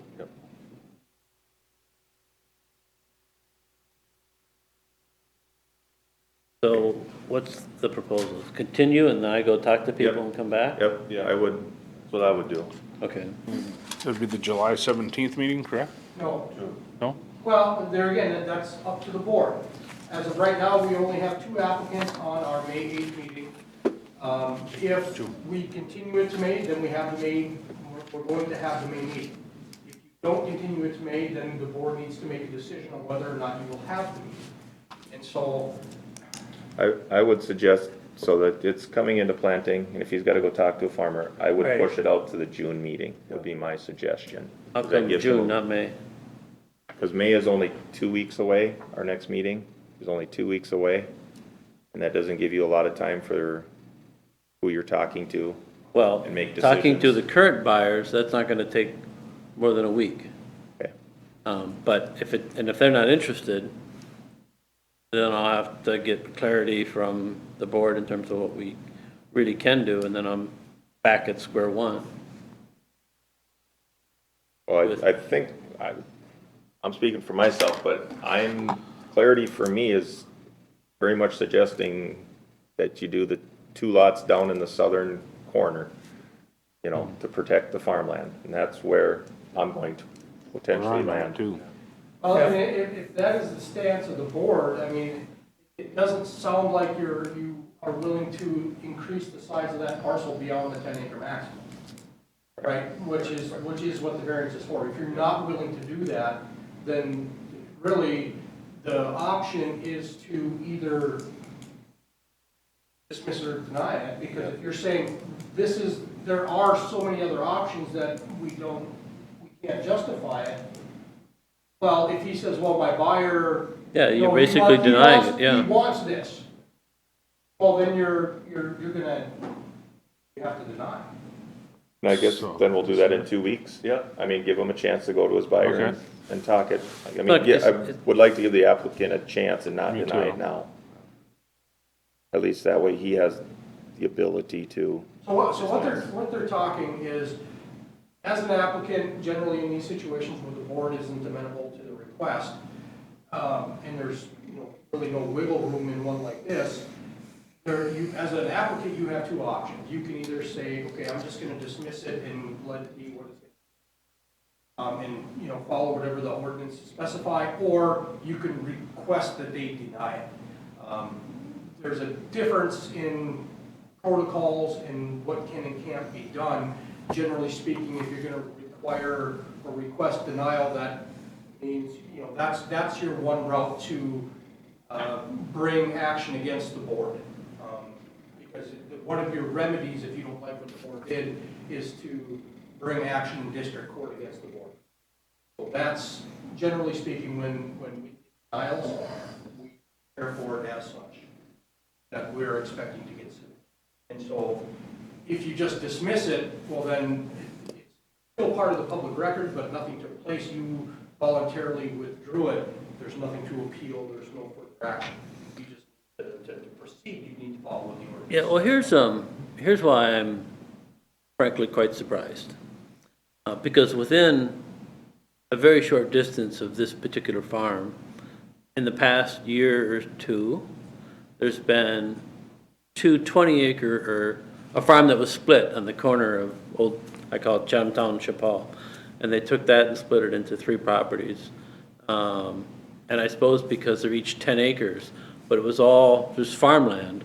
There's now not going to be any farmland at all. 20 acres gone. And here, we're talking, you know, 2.5 acres or something, and this is a big deal, but 20 acres isn't. So I'm feeling prejudiced against. With what you're at, I'm sure those other ones, I can't really talk to those other ones. They were rezoned to ag residential. They were in the plan for rural residential, in the land use plan for rural residential. And that's stayed within the ordinance. And that was the outer ring of where the ag residential is in that area. So they were the farthest, that was the farthest property out, and there's R2 lots.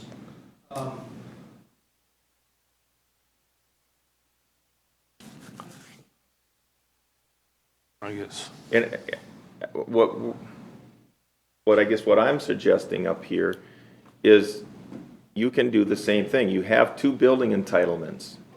And you can do this just like they basically did administratively in 2 10-acre lots. That where these lots right here were rezoned to agricultural residential 10-acre lot minimums. And as you can see, right now I have the land use plan up. These were the furthest extent of the land use plan. That's where this parcel is. Okay. And then here's some more residential properties kind of in that middle of an area where it's still slated for agricultural zone.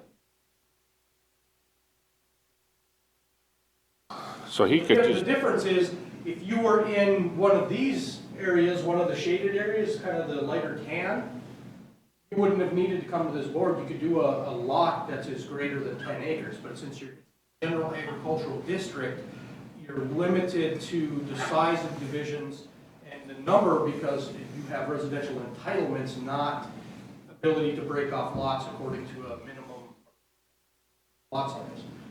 They're looked at completely different from a zoning When was that standpoint. changed for not to be farmland? Which one? The ones down? Yeah, those. Down there? Well, we redid our plan in 10 years? 2011. Yeah. I think it was, Yeah. for that area, and I don't recall whether it was in the plan before that or not, whether the plan was extended. It could have, that could have been brought in 1988, the time we did it before that. I don't know, sitting here, exactly when that was put into the plan for that. What I can tell you is the rezoning occurred, I think, 2 years. Ah, okay. I think is when the rezoning happened. So in order to rezone, you have to be in the long-range plan for Right. dense residential. They're in, so they did the rezoning. You're in, even if it's ag land, that's, In the plan. it's really hard to not allow it. It's happened, but it doesn't happen very often. Yeah, I just kind kind of of have to go surprised. by the I lay of guess. the land too, and that's where I'm kind of looking at, the lay of the land. Would work out really well this way. So I guess, Are any of you guys interested in this property this way? You say it's gonna work out really good, so I'm just curious. you get first shot at it. I'll give you, yeah, first shot, right. you. It's a once in a lifetime opportunity. Doesn't, So I guess, are you willing, you want us to continue it for 2 weeks? I don't really see, I guess I don't really understand the value in continuing, but it doesn't make sense for me to say I should be requesting you to dismiss it. No matter what I'm hearing you is you're not gonna approve what we wanna do. Yeah. Okay? Charlotte, the question from the applicant was, it does not appear from the consensus of the board that they're willing to approve what he's requesting. Are you in agreement with that assessment? Yes, I am. Okay. Sorry, I didn't mean to break No, up. no, I'm it's kind of fine. Yeah. missing somebody a little bit, so I want to make sure she was That's on good, board with yeah. with the rest of the discussion of the board. Yeah, because of that, I don't understand the value of continuance, because no matter what, I have to do something different. we just want to give you that option to hear things or come up with a different idea. It's not unheard of that in discussions, especially with these divisions, that something else comes up. It's not unheard of. I'm not saying that's gonna happen. You can always talk, this would give you the chance to talk to them, and you know what, if it comes back that there really isn't anything new or anything that's gonna sway the board otherwise, you can always get a form for me and request dismissal and not even show up at the next meeting. Okay. Always that option. Okay, We do- I get what we you're do- saying. We do have that. The idea is just in case there's something else that comes up. They don't want to just deny it without you having the ability to talk to the other people. You know, the prospective buyers. If you didn't have prospective buyers on the hook, you probably wouldn't. Be a different issue, You yeah. would, yeah, right. We want to work with you, that's what we're here for, you know. Trying our best. you Yes, know. yes, definitely. Well, just approve it then. Or make a really good offer. Either one, I'm good with either one. So Now would you you, come back Would and, you want to do that by the 8th, or would you be okay with it? That's, because like I said, one of the discussions we had is with only a limited number of applicants, especially in the state we're in. June 5th would work best, probably. But if you want it quicker than that, we're, Yep, we'll, it's up to the board, but My guess is I'll know within a week, just because I can, review the options, give an offer, and then what'll happen is they'll come with different values and prices, and that'll make, but, people have already sold their home and they're looking to move, and, so it's I call it a befuddled mess. There's a less you could politically divide correct that- term, but divide befuddled. that in two and sell them both lots. Yeah, the but same that price. changes the whole price of it, Right, because, because now you because have the additional entitlement acres. moves. Title. You're talking another, There's different value. Yep. Yep. So, well, I'll make a motion for until May 8th, right? That's our next one? guess I'll second it. Been moved and seconded. Charlotte, the motion is, continue to May 8th to give him time to at least discuss the matter with the prospective buyers. Aye. Okay. Dan? Aye. John, aye. Paul, aye. Dan, I. Motion carries then. Okay? And then just let me know as soon as you can. Yep, will do. Thank you, sir.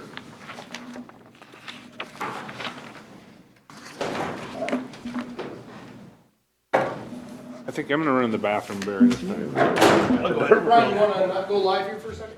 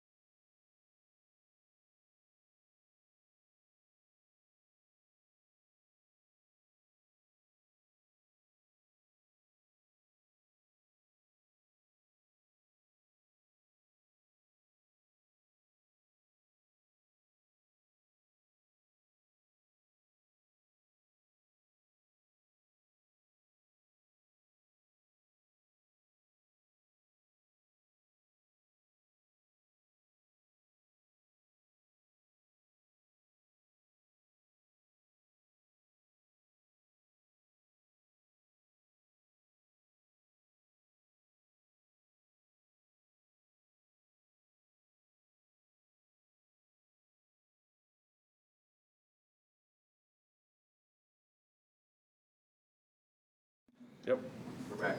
Joyce Nyberg is the next request. Please give your names to Terry. Joyce Nyberg. Becky Nyberg. No, Becky Martin. Oh, She's married. Sorry. Or Rebecca, I guess, if you need it legally. Okay, Mr. Chairman, what we have is a 84.5 acre parcel in Rockford Township.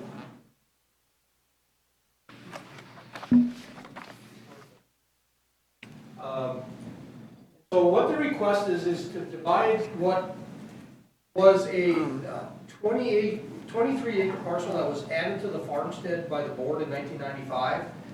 They would like to now separate that entire Well- acreage. It's still its own piece. It's its own tax ID, but Yeah. by board ruling, it's required to remain owned by the Oh, farm. okay. That was the condition set in 1995. Oh, So what they'd alright. like to do is, since it's an existing PID now, just take that PID, separate it off with the one entitlement. It does have, what do I have here?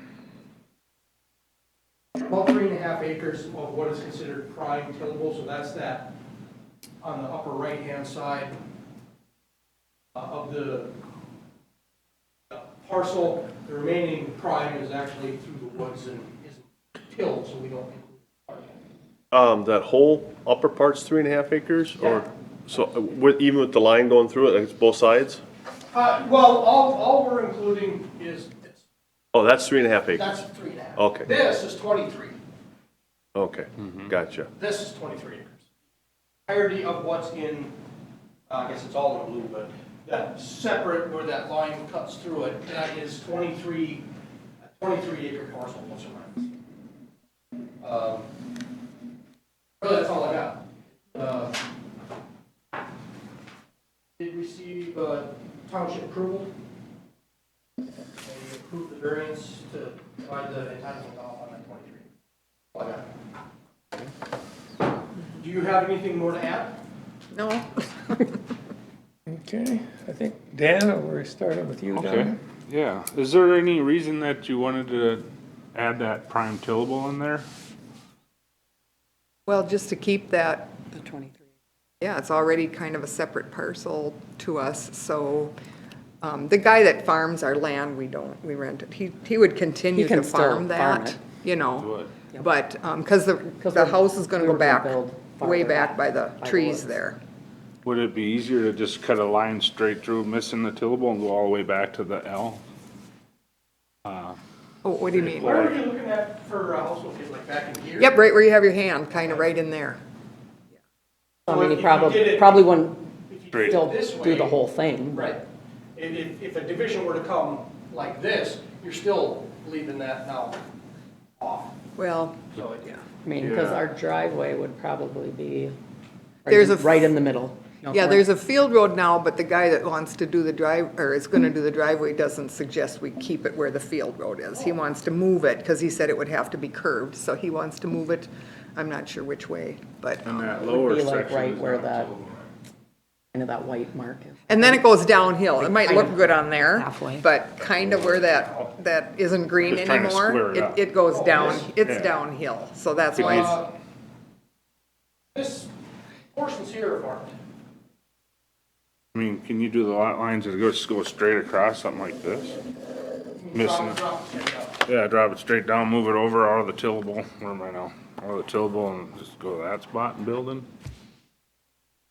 Then we're not giving up that tillable area. I'll go up there. Don't mind. Taken away. Just still leave them buildable, pull that line back here. well, the problem there is, well, basically that woods, you know, and all that, that's his hunting spot, and he wants to buy that whole piece of hunting. Property up too. Yeah, well, And that's about where, I mean, it would, you wouldn't be able to farm still the entire piece. nothing Because our down, driveway yeah. would be right about where you were saying to cut it off. Just scoot Like- it over a little bit. Yeah, I Just trying hate to to save move it that over prime because, tillable there. Is that a big adjustment, Barry, or, Well, there again, I can't say, I don't know what, I mean, with that lot? you know, the Again, board's requirement is to look at the request at hand. Okay. And first, give your idea on what it is as presented. If there are adjustments to be made, then we can, once we get to that. All right. I'm just looking at. I'm not sure exactly what you're looking at, Dan, how it would affect, how tillable is looked at. In either case, I mean, with what I think you're looking at, you're still looking at needing for variances anyway, it's just be less tillable. And depending upon where the driveway or proposed house site would go, all of that, that all then changes how and what can be adjusted. And so I think we get a thoughts on what the board's thinking and go from there. My thought is if we can use less tillable, I'd like to keep the tillable together. I just know that. Oh, you mean, well, even That's though why it I will wanted be to move that tilled over. still, Yeah. That's all I had to say. well, how far over would you want to move it? Like I said, I think for right now, let's get For the all rest the of the board's board. opinion, then we can see where it sits. They're at over 3.5 now though, prime, Oh, three with and a this half. proposal. Think about it up to that Yeah, and 2.5 is is all. what we can go. 2.5 No, is it's the been- max. So I'd But like like I say, that's not the only variance needed in this case. Yeah, okay. That's my thought. You want to go to Dan? Go to Charlotte. Charlotte?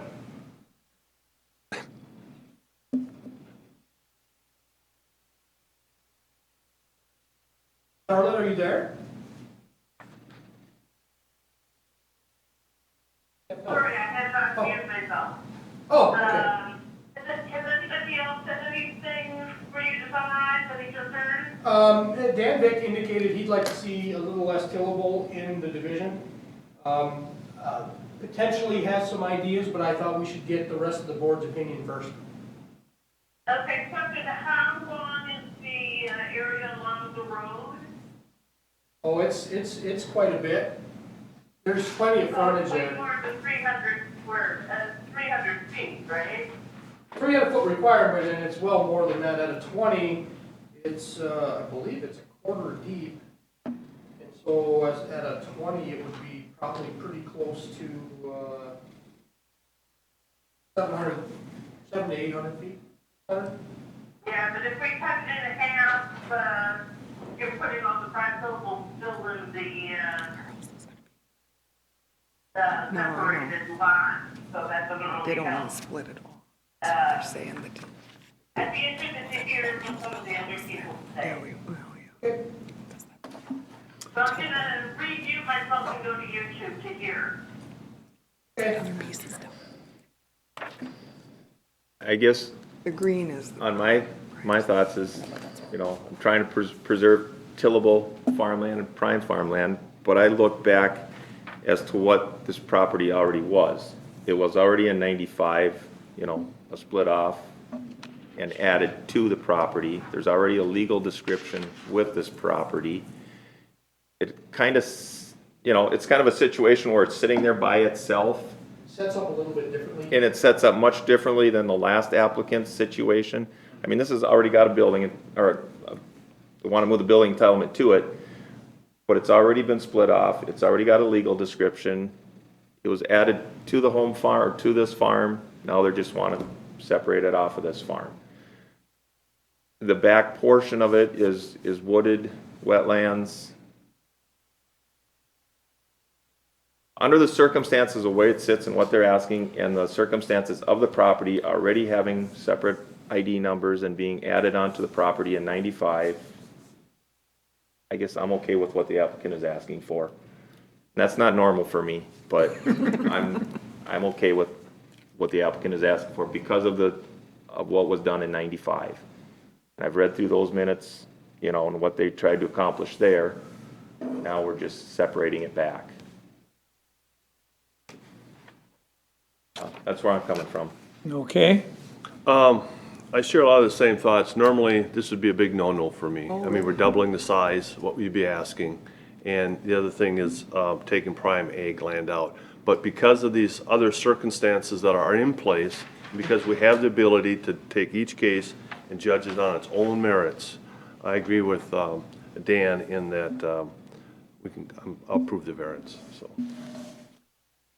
Dan? Well, I went first, but like I was saying, I was trying to square it up. I thought it'd be a still would give them their building spot and about the same amount of acreage, but just squared up. But I don't know if that's not a primary issue for anybody else. Otherwise, in and of itself, I don't mind it because it doesn't look like tuck it back there in the woods or whatnot, but I would think that the tax ID wouldn't be a big issue either, to slide that line over and then keep that tillable all under one control.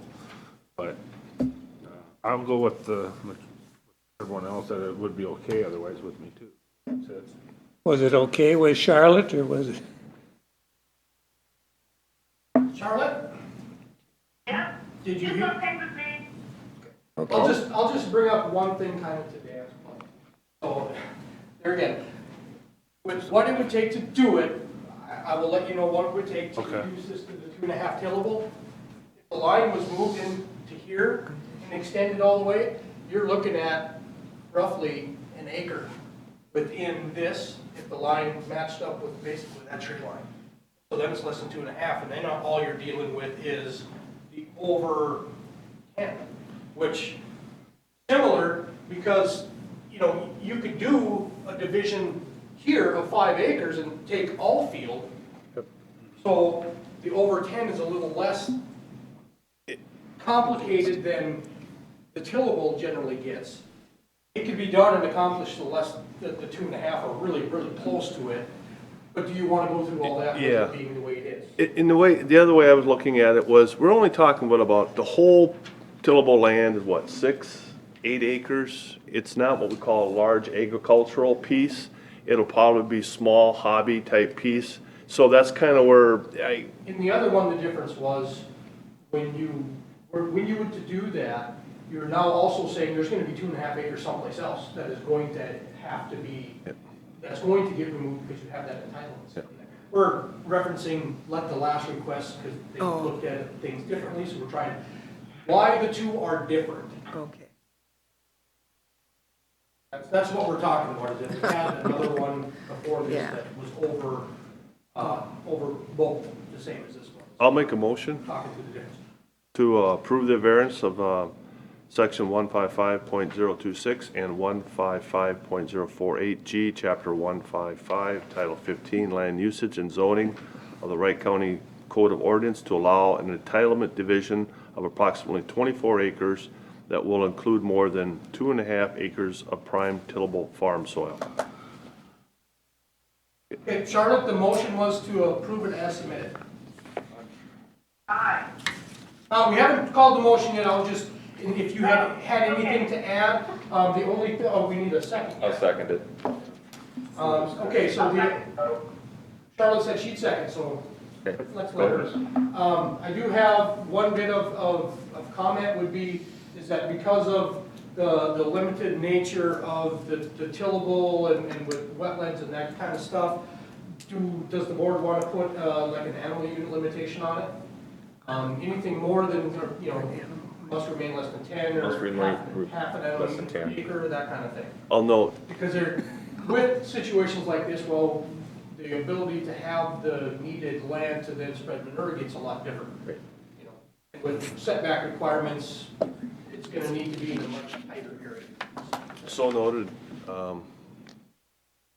less than 10 animal units. Did you say half animal, half it? 10, All right? less than 10. For Yeah. having 10, animals? 10 or less. Yeah. Oh, a dog. We're talking livestock. Yep. Yeah, no. No. You're talking horses or A lot cows of or times with something. these overages, Uh-huh. once you get over 10 acres, the way the rule stated is that there isn't really a limit, which, Okay. well, at 12 I acres, see. Yeah, yeah. putting 100 cattle on 12 acres No, is not not doing it. gonna be a good thing, so we try to make sure You we can put that rule in. bring there, those that's fine. conditions in. Okay. Yeah, that's fine with us. So Charlotte second the, Charlotte second. So Charlotte, we added a condition that no more than 10 animal units. So you can have like 10. Fine. Okay, so we Or got a 10 motion and a cows. second. You Roll could. call. Charlotte first? Charlotte? Aye. Dan, aye. John, aye. Paul, aye. Dan, I. Okay, good to Thank go. you. The only thing you would need to do is, we need a deed restriction, and we already have the legal for it, so would you need anything else, Terry? No. Okay, so we'll prepare a deed restriction that that you Oh, have that- the sign stating that your entitlement from the 60 is now going to this. Okay. And the house is all that's left on the remaining. Yes. Yeah. The house in 64 acres or whatever's left. Whatever. Yeah, okay. So there, we will have, we'll. And then you call will, yeah, okay, thank you very much. Thank you. You're welcome. Just a moment, we have to clean the table again. You're still on the podium. Thank you, Phil. I forget where that camera's pointed.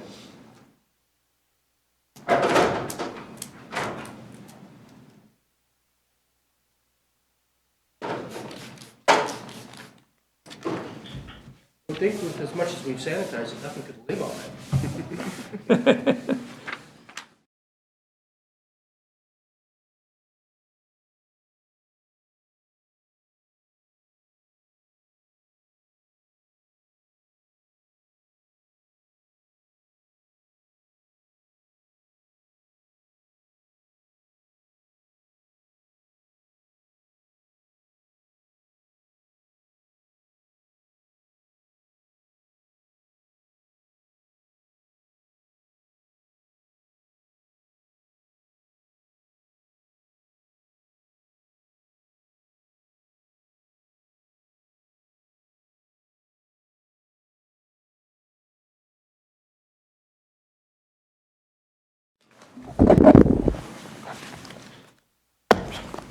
Morning.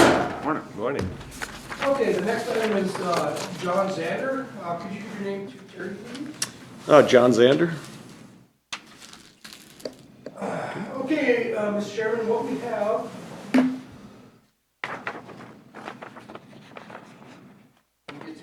is a 60-acre parcel in Victor Township. The request is to divide an area of the parcel that has some existing buildings on approximately 5 acres. The issue with this request isn't tillable or anything else. It's actually the amount of outbuildings that are on it. As noted in the staff report, it's roughly 6,400 square feet of accessory buildings. 5-acre parcel is limited to no more than 10. I don't have more than that. That's just what it is. We did receive approval from the township. So, do you have anything to add? Not really. The grain bins are still being used. My brother farms. Sheds used. One corn crib could get torn down. It's not being used anymore, the east one, but the rest is all being used currently with the farm operation. And it's tied in with the building on, way over on the left? Everything in the yellow and the blue, yeah. Way over on the left, no. That's the neighbors. Everything in the yellow and blue, the proposed division, so that there's a machine shed, 2 corn cribs, and 3 grain bins. Tornado missed it last year, huh? What's that? The tornado missed it. The tornado missed it, yeah. There's a dryer there too, and I think that's included in my calculation. I wasn't Oh, is it? exactly sure Okay, yeah, there about is a that, dryer there, so yeah. there was a dryer, and there again, that's a little bit, a lot of times like with a movable shed, it's still a building. A dryer's a little bit different, but it was hard to tell exactly what it was. So I erred on the side of caution. It wasn't enough. It's not like it's 14 or 2,400 square feet where it's gonna make a difference. But just so you know, I did include what I was pretty sure was a dryer, but it wasn't probably. That was, yeah, that's the southernmost little circular structure which would be part of it. Yeah, that's the holding bin for the dryer, yes. Okay, where are we at up here, Dan?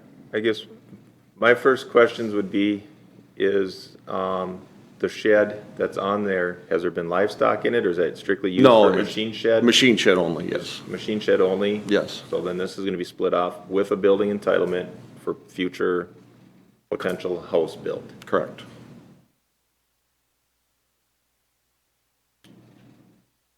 Barry's pulling up some pictures, so I'm looking at more pictures. Yeah, I'm pulling up the pictures now, so, yeah, That's the holding, that's the wet bin, three yeah. bins, and, machine shed, and then the 2 corn cribs. You can see the 1 corn crib has been converted to, it holds shelled corn. The other one needs to get tore down. Yeah, I guess some of my questions were kind of towards Barry. On a situation like this where we have too much roof coverage or too much coverage in a motion per se, we're not that far, but I'm just talking it out. Can we require that in the future, nothing is added, and as buildings, these older buildings are removed, nothing can be replaced with them? Yes, actually, this one's a little different. I mean, I looked back through years of aerial photos, and there was a house here. There was a house there for many years, yeah. So the issue is with an old farmstead with an existing house, we actually allow the overage when we do deed restrictions. Because a lot of these old farmsteads, it takes, if they don't, you could do exactly 10 acres and that limitation is gone.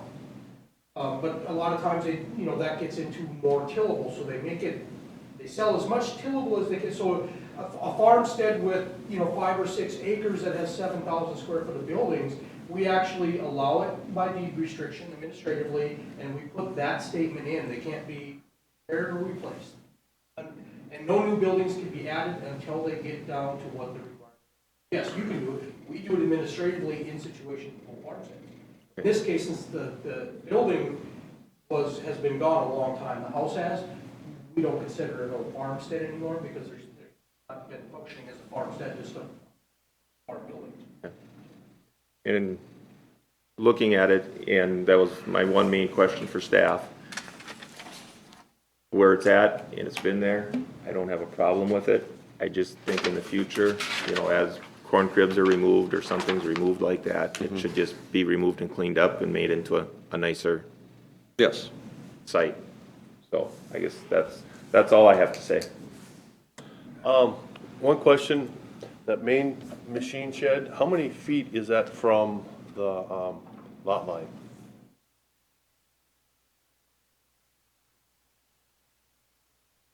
$20, $50? Oh, Okay. I would say that it's at least 50. I think, yeah. Yeah, about 60. Okay, that's good. I was thinking of that one, remember when the lot line got surveyed wrong, went right through the building? Oh. I wanted to make sure that we're far enough. The second thing is, just if we can put in so we don't have any animals in there, since you're so close to the property line. Oh, yeah, there hasn't been animals there. There hasn't been animals there in over 35 years. I know that for sure. But other than that, I don't have any issues, so. Dan? Well, I drove by there because it's not far from my house and looked at it today, and I'm okay with everything. The question was, did you get hit by the tornado last year there? Because I know the house right back you did, right? So we own the 80 acres across the road as well. Yeah. It went through the middle of his field and then it hit the neighbors down the road. okay. Yeah, so it just missed us. But it knocked down most of his corn on the north side of that. Yeah. That was, I'm okay with it. Are we, I'll go to Charlotte now. Yep. Charlotte, you there? Yeah, Okay, I wasn't sure, 'cause you must have had to call back in. yes, I did have to call back in. So far the comments, have you heard the comments from Dan and Paul? From what I understand, they're saying they're okay with it in theory, but as the building deteriorates, they're taking out, it's saying next year, nothing is added, till it comes down to 4,000. Yes. I'm fine with that. Okay, John, you were, I think, Right. the only one that hasn't. Okay, I'm fine with it. I'll make a motion to approve the variance of section 155.003, 155.26, chapter 155, title 15, land uses and zoning of Wright County Code of Ordinance to allow a 5-acre division with no more than 4,000 square feet of accessory buildings. The division will include an entitlement for future house with the stipulation that no new buildings be added, repaired, or replaced until it comes down below 4,000 square feet. Does that sound about right? I'll second it. Moved and seconded. Discussion? Just one bit of comment, Mr. Chairman. And then I believe it was discussed that no animals in any building unless it meets the setback requirement. That was discussed as well. So noted, no animals unless it meets the livestock until it meets the setback requirement. Okay, moved and Subject second. to survey, Subject Deed to restriction. survey deed Yes, restriction. survey deed restriction. okay. All in favor? Charlotte first? Charlotte, the motion, okay, yeah, the motion included the require, or The the, animals. yeah, the animals and the buildings can't be repaired or replaced and no new buildings until it meets the requirement.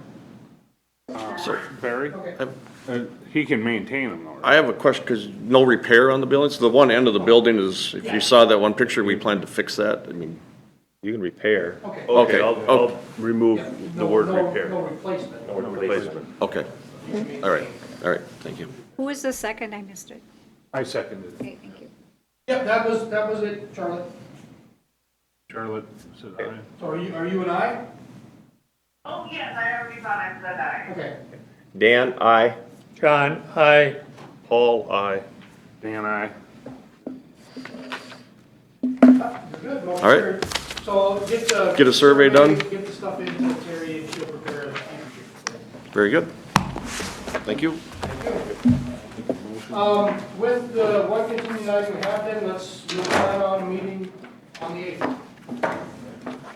I'll let the applicants know that Okay. we'll be having it. Probably be a short one, it's only, we have 3 items, and even that one item may not even be on, but maybe just 2, but What's your opinion on the board being full board and open now then? It's the well, by fourth, right? then, the orders and stuff may change. Oh, yeah. I doubt they're gonna change, like, the number of people in meetings requirements and that kind of thing. I think that, my guess is the state of home's gonna open up a bit, but I still think those recommendations and guidelines are gonna be in place, you know, no more than 10 people in a meeting, that type of thing. I think that's, I'm sure Charlotte, I think, you know, we talked a little bit, well, let's do this. We have a meeting on the 8th, we're good to go, I think we should, make a motion to adjourn. Made that motion? I'll second it. Moved and seconded, all in favor? Are you in favor of that? Yep. She's an aye. Okay, so now, Paul and I did talk, and I think he's got a laptop in. Did you want to close? Yes, we're done.